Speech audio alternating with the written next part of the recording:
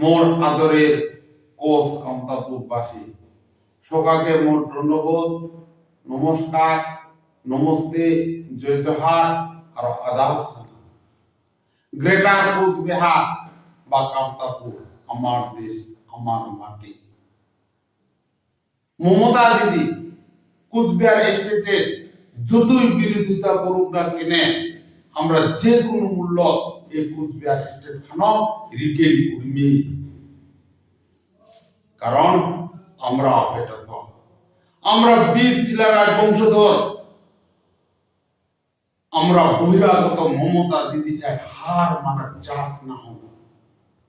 মমতা দিদি আমার জাতি মাটির শত্রু। আদি দেখো, মমতা দিদি কামতাপুরের জন্য অনেক উপর, কোচ রাজবংশী খেলার উপর দমন পির নির্যাতন চালে আছে। আজি আমরা এলো শান্তি আলোচনা আসন, তাও আমার দুই নেতা যথাক্রমে কৈলাস কোচ আর মালকান সিংহ পুলিশ অন্যায়ভাবে আটক করে রাখিয়াছে।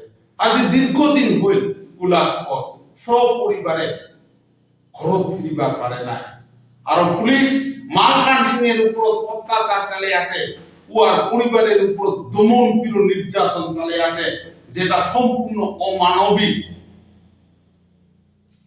আদি মমতা দিদি আদি আমার জায়গা আমাকে মিটিং করতে দেয় না।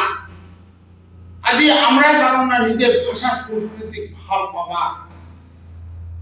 আজি আমার উপর পুলিশ সন্ত্রাস চালে আছে।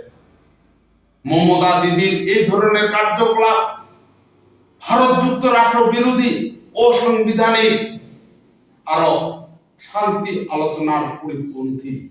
আমরা কামতাপুর লিবারেশন অর্গানাইজেশন মমতা দিদির এই ধরনের কার্যকলাপ তীব্র ধিক্কার জানান আর নিন্দা জানান। আমরা যে কোনো মূল্য ঐক্যবদ্ধভাবে, জাতিগতভাবে মমতা দিদির এই ধরনের কার্যকলাপের বিরুদ্ধে মার বান্ধি খারাপ হইব। আর আমার দেশ, আমার মাটি, কোচবিহার স্টেট খানো আমরা রিগেন করিমি। নকে নকে মমতা দিদি কো আর্জি জানা ইমিডিয়েট আমার দুই নেতা কৈলাস কোচ আর মালকান সিংহ যাতে পুলিশি অত্যাচার, অমানবিক অত্যাচার থাকি রেহাই দেওয়া হয়। সেসব পুনরায় সবাইকে ধন্যবাদ, নমস্কার, নমস্তে, জয় জোহার আর আদাব জানান। জয় আই কামতাপুর। Thank you all.